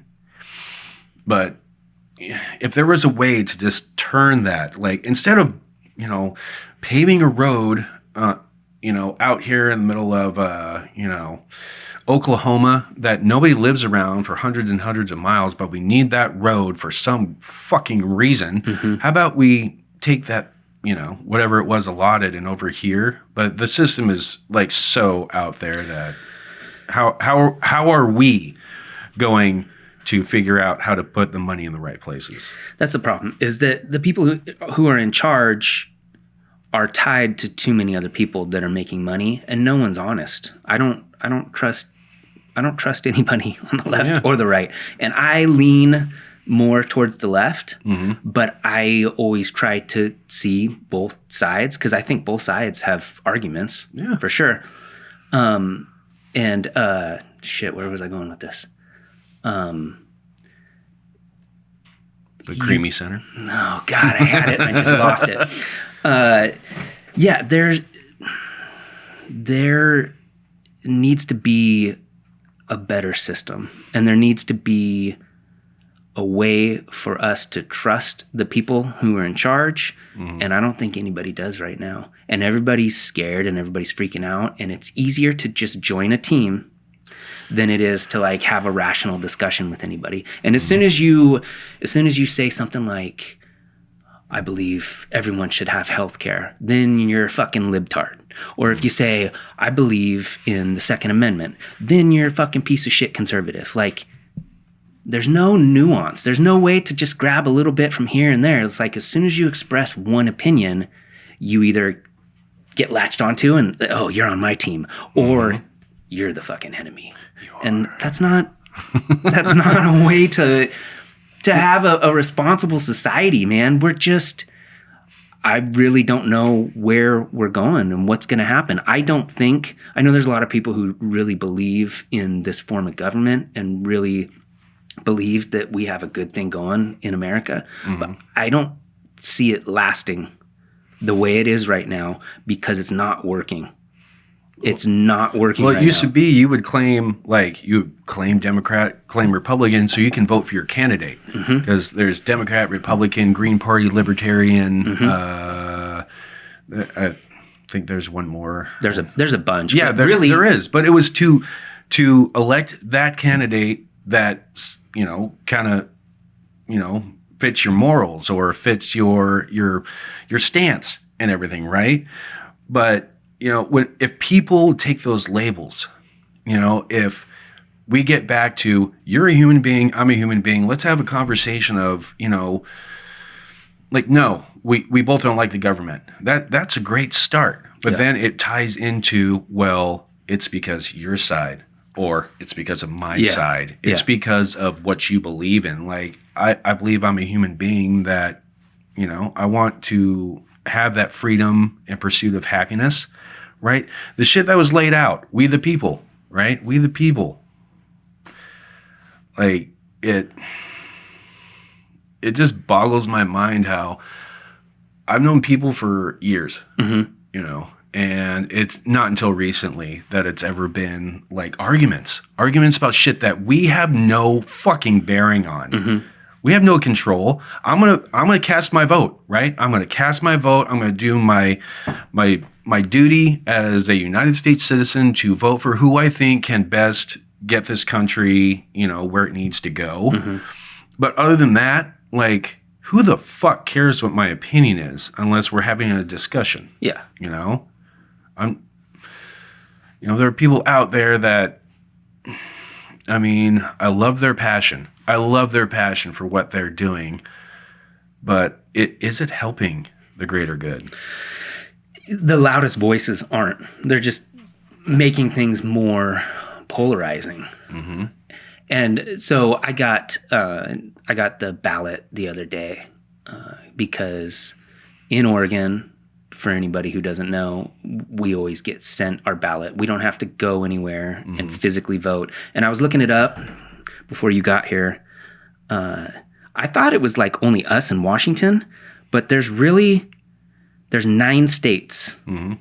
Washington, Oregon, they just added California, DC, and Vermont, and then also Nevada, Utah, Colorado. So there's a few states where everybody gets to vote by mail, which is very beneficial to us because we have time to go through it if we want to and figure out what we're going to do. Yeah. I have these 2 things that came in the mail, and they're fat stacks. And they explain all the candidates and all the measures and everything. I never have gone through these before. I usually just check everything off. Yeah, the other day, I had some time and I went through it, and I spent probably 30, 45 minutes reading a bunch of different things. Oh, yeah. Going in depth of where it's going. You can't do that. If you're waiting in line in Ohio, you're waiting in line for 4 or 5 hours just to cast a vote on one thing. Mm-hmm. I don't blame people who don't want to, or if they can't get time off from work to go do it. I wouldn't wait in line 5 hours to fucking vote for something. It's not worth it, Oh, yeah. Unless you're living it, because there are people that, you ain't doing your civic duty. You wouldn't take time off work to change your future, your kid's future. Okay, you take 5 fucking hours off. All right, we are fortunate in Oregon because I can check that shit and be good. Mm-hmm. But yeah, it's a whole left and right concept. It is. And the disappointing part is that, so just driving around Gresham recently, there will be candidates' signs on the corners, vote for Joe Schmo or whatever. And I like that guy. He's got a great platform. I realized this as I was going through the ballot and like checking stuff off. Because in the past, what I would have done is I just would have said, who's the Democrat? Who's the Democrat? Who's the Democrat? And I would have voted that way. And that's not right. And that's what I used to do. Yeah. This year, based on how my opinions have changed in the last few years and everything, I like really wanted to try to see if I could relate to anybody. And the other thing that I realized is that when you're just like a normal person and you're driving around in Gresham or whatever, whoever sign you see, whether or not you want to vote for that person, it subconsciously becomes a name that you know. And so if you have 4 options and you've seen signs for this one person 100 times around town, you at least know what their name is. Yeah. And you may be more influenced to choose that person. And that's not the right reason to vote for anybody. Yeah, the flash. And it's also not right what I did, where I just vote for whatever party I thought I considered myself to be a part of. Mm-hmm. And so the whole thing, I don't know, man. It's so disappointing. I wish there were more legit options than left or right. But really, you could vote Libertarian or you could vote Progressive or Green Party or whatever, but they're not going to win. And that's the sad fact of the standings. As much as there are individuals, there is a good chunk of individuals that will vote for Jo Jorgensen. And she has a lot of good points. Mm-hmm. I will say that. Like, she has a lot of great points. But this year, it's just the lesser of 2 fucking evils, man. Mm-hmm. Just like last time, lesser of 2 fucking evils. And I will get shit from Trump supporters and, for people that want Joe Biden, just because I try to not show my cards when it comes to this, like, poker game of politics. Like, I believe in what I believe in. I love my rights. You know, I love my family. I like my government fucking small. Yeah. Because I don't want there to be like interest group upon interest group that's tied into the government that is spending mine and your fucking money. You know, I like my fucking money. Well, there's an argument for, and I'm an idiot, I don't know what I'm talking about. Somebody will prove me wrong, but they always do. There's an argument for not having a federal government. And the states, I mean, I guess there's some things the federal government would have to do just to keep everything under one union. But there's an argument for each state just having their own rules and their own laws. And you know what? I don't know why we need a president. It seems like there's a lot of focus on that position. And as we've seen in the last 4 years, like, you can do an unbelievable amount of shit, whether it's right or wrong, and nothing really comes of it. Oh, yeah?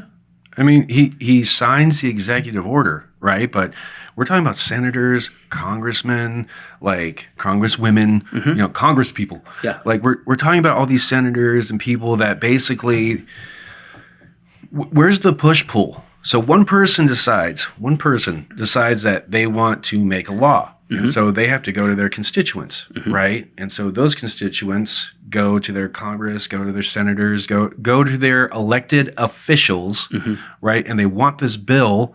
Like, I don't remember Schoolhouse Rock, you know? I just thought of that when you said bill. Just lonely old bill.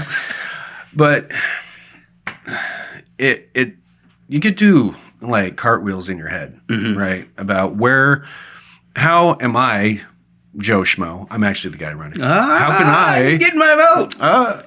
But how could I, Joe Schmo, like get the change, right? Because I live where I live, and so the closest elected official I have, I believe, is a mayor. Right? That mayor can talk to. That's an unpaid position in the Dalles. Did you know that? Oh yeah. What is your inspiration to do that if you are not getting paid? Maybe he's going to model for the Sears catalog soon. I don't know. I don't know.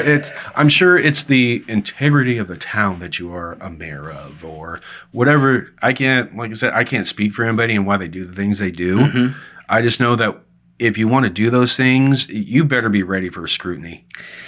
Well, that is the cool thing about an unpaid position in the public realm is, you know, that person genuinely cares about that area. Unless they're getting kickbacks from construction companies and shit. But that person is doing that for free. Yeah. And who does stuff for free? People who are passionate, like all the nonprofits around here or in the world. Like, those people don't make any money. They do it because they genuinely care about the institution. Yeah. And so... Fucking OHSU, the St. Jude's and Shriners nonprofit. Non-fucking profit. Yeah. If it wasn't for them, you know, where would I be? And like people like that. If it wasn't for them, like doing the shit that they do, we'd be in piss poor condition, man. I mean.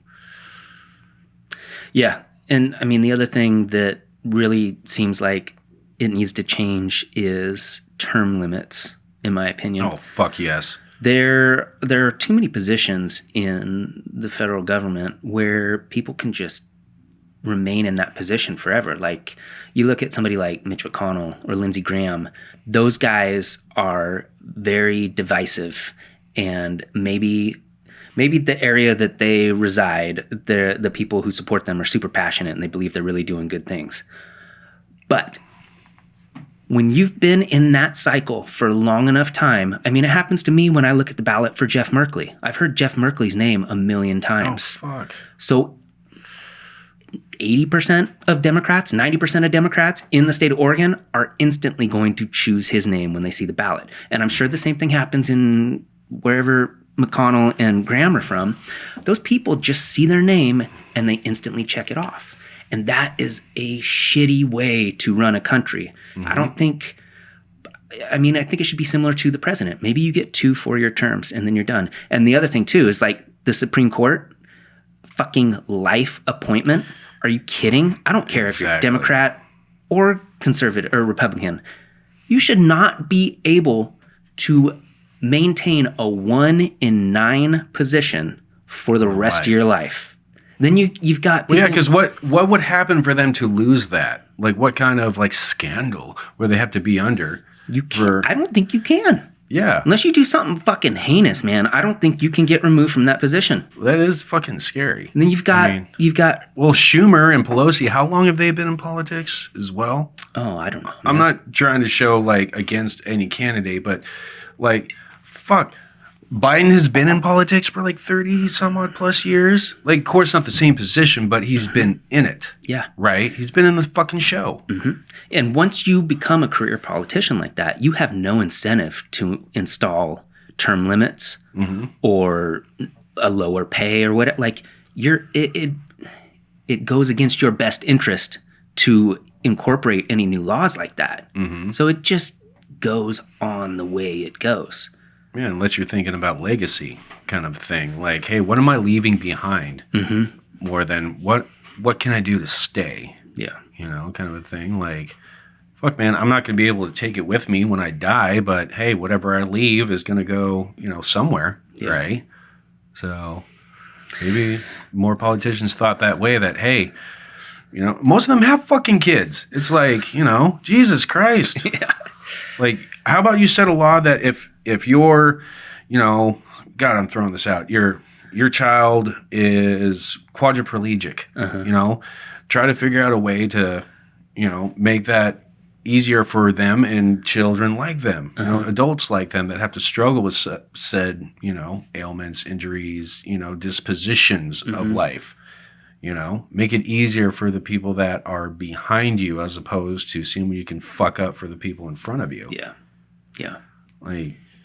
Yeah, because in a way, it almost becomes like ancient monarchy. You have the name, the brand. The Kennedys, man. Oh, fuck. Anybody in the Kennedy family could run for public office and they'll fucking win, man. Yeah. There is a Kennedy, like there's a senator somewhere and who the fuck knows where. I don't fucking know, but I know he's like a part of the system. Yeah. And how is he a part of the system? Well, and I mean, just like the Trumps. Like say he loses in November and whatever happens, in 8, 10, 12 years, I bet one of his kids could run. And could win just because of name recognition. And that is a really shitty way to run a group of people, and that you just put your faith in someone because of a fucking bloodline, man. In the brand. Yeah. It's not about the individual themselves. It's the fucking brand. Yeah. And that's why it's so hard to pick out the positives of your candidate. Mm-hmm. Like whoever your candidate is, you're trying to pick out the good points, right? But when both sides are throwing so much shit at each other, is just like what you say when you see a sign of a person's name. Mm-hmm. Once, like all those commercials that come up, like Joe Schmo, way back in the day, he picked his nose and he ate it. Oh man, I'm not voting for him. Boogers are gross. 20 years ago, Joe Schmo had given a ride to a prostitute. He didn't engage, or did he? That fucking like horror movie. And it goes black and white, Yeah. This is sponsored by the other candidate. Yeah. Paid for. Like fucking, you see that shit and you don't even need those commercials anymore for this shit. Yeah. You don't. All you have to do is turn on fucking MSNBC, Fox News, CNN. Just pick your fucking poison, because you want to hear some shit. Oh, Hunter Biden, is a cokehead. Okay, that's already well known, but then it goes on to he did this and that and this and this, and then Trump did. It's like, are we going to get to the issues? No, like no, we're not. Where are we going to see where this is going to better America? It's like a fucking high school president, fucking SB officer election and shit. Like, well, dude, that's the thing that cracks me up about if you want to support Trump and go for another 4 years, that's your choice. I'm not gonna argue with anybody over that. Mm-hmm. But when you see the slogan on the flags and on the signs and everything where it says "Keep America Great," I thought it was "Make it." Well, it was "Make America Great Again." Okay, but there are some now where it says "Keep America Great." Like he achieved the goal. Mm-hmm. If you think America's great right now, you're a fucking idiot. Okay? It is one of the most divisive, shitty, protesting, angry, ridiculous time periods in our history. It is not great right now. And if you think it could get better because of him, that's cool. But it's not good right now. I don't know anybody. Things need to change. Like it is in the atmosphere right now. Mm-hmm. You can cut that shit with a knife. Like where, some people would say, well, you don't know what you're talking about, this and that. Like, yeah, if you look at the grand scheme of things, when we have people that just want to protest, mm-hmm. but then we have rioters, mm-hmm. and then we have two-way supporters, but then we have, BLM, KKK, mm-hmm. this interest, that interest, like for trans rights, like straight power, mm-hmm. So much fucking garbage that it's like, where are we going to find the unity mm-hmm. as opposed to the divide? Yeah. That's why I don't know if the president, I don't know. I guess one person could better bring people together if you found the right person. Mm-hmm. But it doesn't seem like anybody who was like truly in the center and tried to incorporate ideas from both sides, it doesn't seem like they would ever gain traction. Because people want to say, I'm on this side. Or other people want to say, no, I'm on this side. It's so weird, man. It's like having a favorite football team or a favorite basketball team or whatever. Like, Seahawks are the best, man. Fuck the Broncos. It's like... That's why I don't watch sports. People want to be on a team. They want to be on a team. Well, they want to be on the winning team. Well, that too. Yeah. No, I don't think there's anybody out there that's like, I really hope that they lose, I really hope that either my sport team or my candidate, I hope they lose. If that's no. You want to be on the winning team, and that's how it goes. Yeah. What if your team, that's the thing I think a lot of people got to take a step back on both sides. Like, I'm really, when I talk about try to be indifferent, because you need to, that if both sides looked at, would it be better if my candidate lost? The person I supported, because, I may be a whatever. I may be Republican, Democrat, Libertarian, this, that, the other. But we know it's the two big shows. Mm-hmm. It's like, what if my candidate didn't win? Like, would that be better? Mm-hmm. Like, just consider, open your fucking mind. People got that tunnel vision on, we need to get them in. We need to get them in. Mm-hmm. But think about, what if they weren't? Yeah. What would happen? I don't think most people have the compassion for, like, deep thinking like that. It's easier to... It's also a mixture of, like, where you live... who you surround yourself with. Mm-hmm. And did you... Oh, you don't have Netflix. There's this... Yes, that's right. I'm one of the few people you will meet that do not have Netflix. He's got a wall of DVDs. He doesn't need Netflix. That's right. There is a... Wallflix. There's a documentary that came out recently called The Social Dilemma that's on Netflix. And it's all about how being on social media and getting your news and your information from them allows them to collect data about what you like, mm-hmm. and then they send you more items that you like. It happens on YouTube when you go down a YouTube path, yeah, dude, I'm on YouTube all the time, and the related, recommended, Yeah. And so the crazy thing is, like, those entities do not allow for open thinking. Because the more you click on things that you're interested in, the more it sends you like that, and the further it pushes you whichever way you're already going. On your side, as opposed to being, exposed to everything. Yeah. And so that, it blew my mind when I was watching that, and they had this really poignant way of explaining it. They're like, you're on one side and you get in an argument with someone else on the other side, and you're like, how could they be so stupid? How do they not see it the way I see it? Popular videos. The truth is, they actually don't see it. Mm-hmm. They see their very narrow filter of news. They don't see all the stuff you see. And the same thing over here. When you're on one side, you see your little group. You don't see the other stuff that people are seeing. So everybody's getting their own specific stream of news based on what you already click on. Oh yeah, it's the social the social media news outlets, you think about it, it's kind of like a restaurant, right? You and I go to a restaurant, or we may order the same thing, we may order something separate. And so I order my meal where I get my information. You get yours. Mm-hmm. Well, my meal was the best meal ever.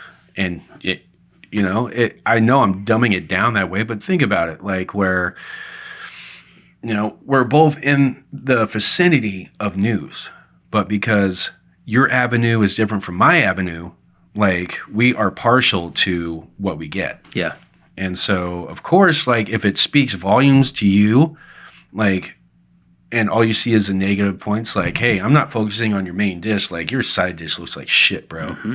Like, there's a hair in your glass. Like, your meal is shit. Mm-hmm. Your news, your information is shit. Yeah. Because, Yeah, no, that's a good analogy, because if you go to a restaurant and you always get pizza, you go there 100 times, you get pizza, and then one time you're like, oh, I'll get some fettuccine Alfredo, and you don't like it. You're like, okay, I'm going to go back to pizza. So you just keep doing that thing right that you've always done because it's comfortable, and it's like... It's comfortable, it's known. It's reinforcing your belief in whatever. Yeah, and all my friends, they get pizza. What am I doing trying this fettuccine? Yeah.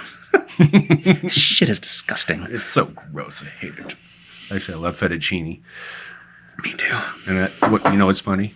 I had pizza for breakfast. It's like, fuck, I should make something. I better get on the road. Leftover spookies. Oh, man. I miss spookies. Oh, dude. It's, yeah. It's good stuff. Shit. I love it. Does our old friend from school, do his parents still own it? Yeah. Yeah. Oh, yeah. And the younger brother is still there. Oh, really? Oh, dude, still rocking it out. Like, do you remember when it was Pietro's back in the day? Fuck, yes, I do. Dude, I remember that shit. That's why these kids today. Been having a lot of those fucking moments lately. Like, not to go kind of on the subject, but not. I was riding along with somebody yesterday, and I cracked a joke about, like, yeah, I got some CDs on the CD player. Now, kids, there was a time before streaming and Spotify where we had to take these compact discs. And even before that, we had cassettes. It's like, God damn, we're going to be fucking old. It moves quick. But, dude, the changing of everything. It was like Pietro's, then BJ's or something. Oh, yeah, I forgot about that. I actually kind of like that. A lot of people hate on BJ's. There's one up here on, I think, Jansen Beach. It's kind of expensive, but the name alone gets you hooked. I mean, you're driving by like, honey, really? How about a BJ? Pizza. That'd be like, you just let it hang for a little while. Awkward silence. Oh, changings. Like, man. I don't know. Life it's interesting now. Like, it is a lot different from when we were younger. I mean, people are more, I don't want to say people, but I'm more cognitive of surroundings now, and thinking about the future, not just mine. Like, it would be selfish to think that you should just, better yourself, or you want better for just yourself. I mean, man, I want the environment to get figured out. I want housing to be more available for people that are less fortunate than me. I mean, what kind of a human being would I be if, people need to remain poor and people should just be happy with what they get. Sometimes what they get is shit. Yeah. And I want everybody to be successful. Environment, housing, financial situations and shit. There's so many problems out there, trying to figure out how to solve them. I mean, what are we going to do? Yeah. People generally have the same goal, in my opinion. You want to be happy and healthy and be able to take care of your family. And everything else going on is just like noise. You really just, you want a job and you want a place to live and to be able to feed your kids. And if people would just boil it down to that and then be like, hey, like, who cares if We don't need to get tied up on all this little fringe shit on the edges. Like, this is the main goal. Yeah. Chill out.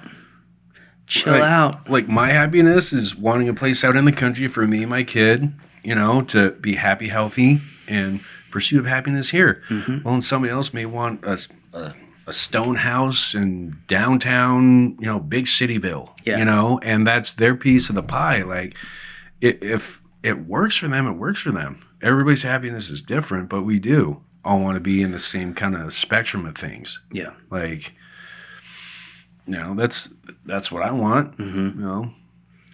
Yeah, it's interesting. The older I get, the more I don't want to live in the city, and I want to live in a rural area. It's the shit, man, I'm telling you. You walk out, I mean, shit. I walk out in my underwear, I can unload a clip, you know, just for target practice, you know. As long as the sheep aren't in the way. Oh, did I mention, where I live there is a sheep farm. Like, oh, dude. Like, it's peaceful. But just like everybody's main goal, peaceful is a lot different for everybody, too. Because sometimes peaceful is being able to go down, you know, your favorite coffee shop. Other times it's being able to make your own and sitting on your deck. Yeah. You know? I mean, when we get past November, once we get past all this, like, you know, I really hope that, you know, things will get better. But hoping and doing are different things. But you or I don't think are the people that, you know, should be, you know, we're talking bigger heads than ours. Like, you know, we're just little people. Well, I hate to say it like that, but honestly, like, if we do our part to better our lives and the people around us, like, we do what we can to better their lives with ours, I mean, it can be fucking contagious, and that can, you know, that could move mountains. But it's really the people that are in, you know, the higher seats that really need to get their fucking shit together. Yeah. Because I didn't decide to go to electoral college. I didn't decide to become a senator, a congressperson. They did. I want to give them my full support, do a great job. Hoorah, let's go team. They all need to get their fucking shit together. Yeah, I am little man, you know, living in Smallville, fucking Oregon, where I live. But no, I didn't make that conscious choice to want to be in charge of telling people what they should do and where their money should go. Yeah. You know, I'm the guy that works my fucking ass off and pays taxes to make sure that we have roads, that we have hospitals, that schools are taken care of. Like, you know, people that are in suffrage can, you know, that I'm not ashamed to admit that is bigger heads than mine have to make those decisions. So, you know, we all need to do our fucking job. Yeah. Yeah, and then it will be paradise at some point. Oh, pure paradise. Just peanut butter and jelly sandwiches on the sand. That's your paradise, too? Oh, well. PB&J. PB&J, sunny day at the beach. Sometimes it's Domino's at Newport. Ooh. Dude, that was taking the kiddo first trip ever to the beach, like, fuck. God damn, dude. Yeah, just to switch up gears, like, first trip to the beach, right? Never been there, whatever, until we get there, and thinking about meal options and shit. Like, you walk down, you know, $20 plates at this bistro, that bistro. Yeah. It's like, I understand this is like a tourist, you know, place and shit, but you're telling me chicken strips are going to cost me fucking $12 because they come with fries? Does that come with a drink? No, that's separate. You bitch. The audacity. But so you hit Domino's instead? Oh yeah, dude. It was a fucking blast. Went down the beach, got all wet and sandy, and then ordered Domino's, hung out at the hotel. I will say this. When the fuck did they stop having Saturday morning cartoons on like ABC and CBS and NBC? Dude, I haven't watched cable TV in years. I don't even know what they do anymore. Well, technically this was, you know, Dish. Oh. Well, it's all the same fucking monster, but yeah. We woke up Saturday and I'm like flipping through like fucking ABC News Hour, you know, CBS fucking QVC. news. And it's like, dude, I had to make like an effort to find just some sort of like, cartoon for him to watch before we got ready to hit the beach and shit.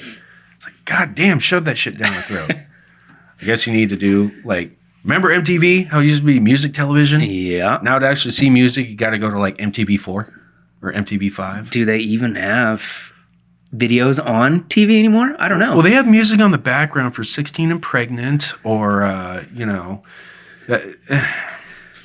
somebody's watching it, I guess. Somebody is. It's not us. Some demographic. Yeah. Nobody gives a shit about us. We're in our mid-30s. Nobody cares about Nobody us gives anymore. a shit. I'm 35. I think that's a cutoff for the demographic. Only people between 25 and 35. And what's interesting is that is the age you have to be legally a candidate for presidency. Yeah. Once you become irrelevant. Kennedy was 35, wasn't he? When he became president? No, I think he was 42 or 44. Why do we have to argue? That's only 7 years. Yeah, it's young. That's what I would like to see. I would like to see someone more in our demographic. And you can call that ageism if you want.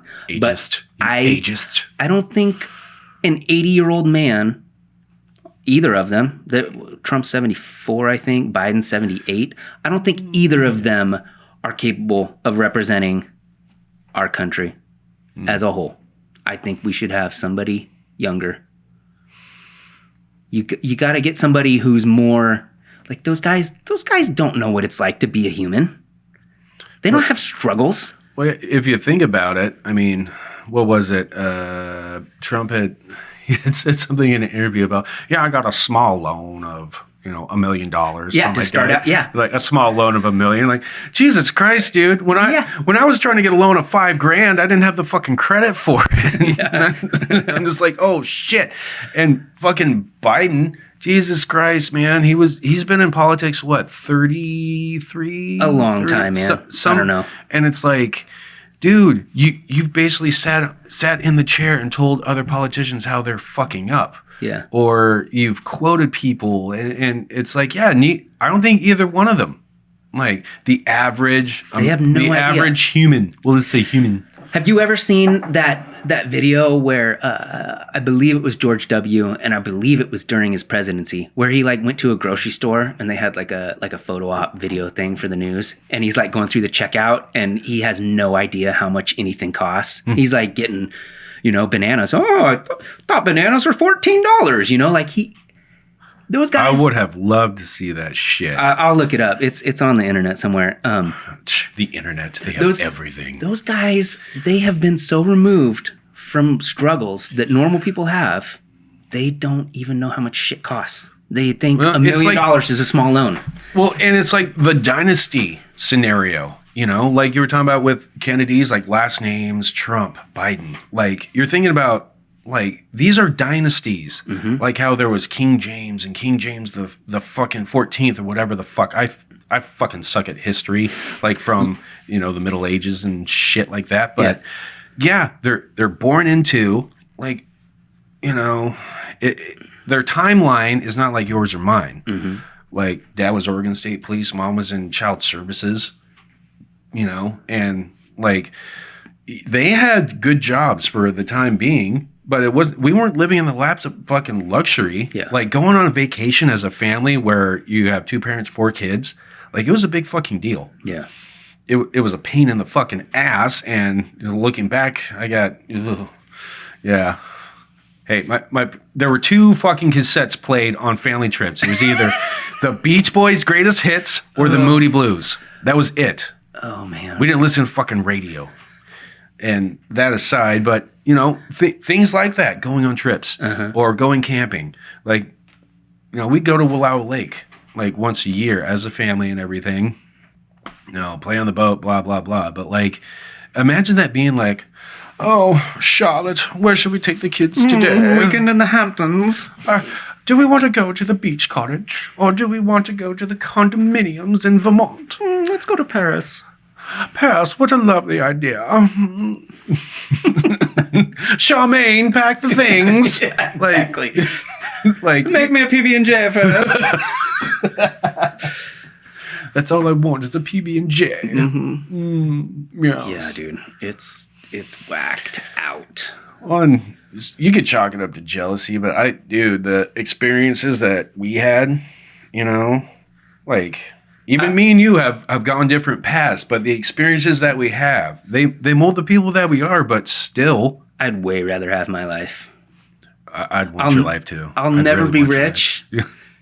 I'll never experience what it's like to have that sort of wealth. But dude, the things that you and I did, just growing up in a small town, and man, that builds character. It does. Yeah. It makes you more susceptible to have an open conversation, but just to be a fucking human being. Yeah. Like, we need more of that. None of this fucking, I will climb over you to achieve my goals shit. Yeah. Like, be a human being. Yeah. You know? Like, you know, I don't know how better to put it. Like, be a fucking human being. Mm-hmm. Like, you are physically one, but do you live the concept of being one? Yeah. You know? Yeah. You just got to have a little bit of compassion. Be open-minded. All right. Well, I think that's a good spot to chop it. I like spots. So, dude, I'm glad you came over. Thanks for doing it with me. I'm glad I made the trip. Yeah. All right, man. All right.